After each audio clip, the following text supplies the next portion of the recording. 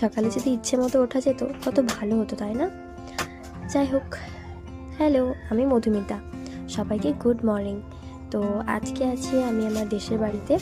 তো সকালে ঘুম থেকে উঠে গেছি, আর উঠে নিয়ে প্রথম কাজ হচ্ছে বিছানাটা ভালো করে গুছিয়ে নেওয়ার পরে এই রুমটার মধ্যে যা যা ছিল ভালো করে গুছিয়ে নিচ্ছিলাম। আর যেমনভাবে আমরা ব্ল্যাঙ্কেট বা ঢাকা এগুলো নিই, সেরকম আমার মিঠুরও এই জিনিসগুলো লাগে, যেমন কাঁথা বা বেডশিট, ওদেরকে ঢাকা দিতে হয়। তো এগুলো ভালো করে গুছিয়ে নিয়েছি। গুছিয়ে নেওয়ার পরে ভালো করে ঘরটাকে ঝাড় দিয়ে দিয়েছিলাম। আর দেখো বাইরে কি সুন্দর রোদ উঠেছে, এখন প্রায় 7টার মতো বাজে। আর কালকে এত বৃষ্টি হচ্ছিল যে রোদটাও বেশ সুন্দর লাগছিল। তো যাই হোক, তারপরে এই যে ব্রাশ করছি। তো এই যে এখানে আমাদের কিছু কাজ আছে, তো এখানে ব্রাশ করছিলাম। ব্রাশ করার পরে একটু ফ্রেশ হয়ে নিয়ে তারপরে আমি কিছু একটা খাবো।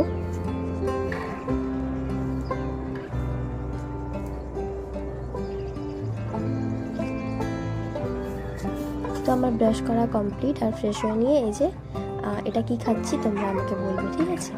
তো যাই হোক, তারপরে মা বললো যে কুলগুলো শুকনো হয়ে গেছে, মানে কুলের আচার বানানোর জন্য। তো সেজন্য আমি এই যে মশলাগুলো এখানে ভেজে নিয়েছি। এখানে 5 ফোড়ন আছে, একটু মেথি, জিরা আর সর্ষে, এগুলো দিয়ে ভালো করে যে শিলনোড়ায় আমি বেটে নিচ্ছিলাম, কারণ আমাদের ধান সেদ্ধ করা হচ্ছিলো। আর সেই জন্য আমার ঠাকুমা আর আমার মা এই যে ধানগুলো ওখানে নাড়ছিল আর আমি এটা করছিলাম। তো দেখো, ভালো করে তেল আর 5 ফোড়ন দিয়ে আমি কুলগুলোকে দিয়ে দিয়েছি। তারপরে দেওয়ার পরে কিছুক্ষণ পরে এর মধ্যে দিয়ে দেবো গুড়, আর ভালো করে নাড়াচাড়া করে তারপরে যে মশলাটা দিয়েছিলাম সেটা দিয়ে দিলেই আমাদের রেডি কুলের আচার। তো আজকে এতটাই, আবার তোমাদের সাথে পরে অবশ্যই দেখা হবে। তো সবাইকে টাটা।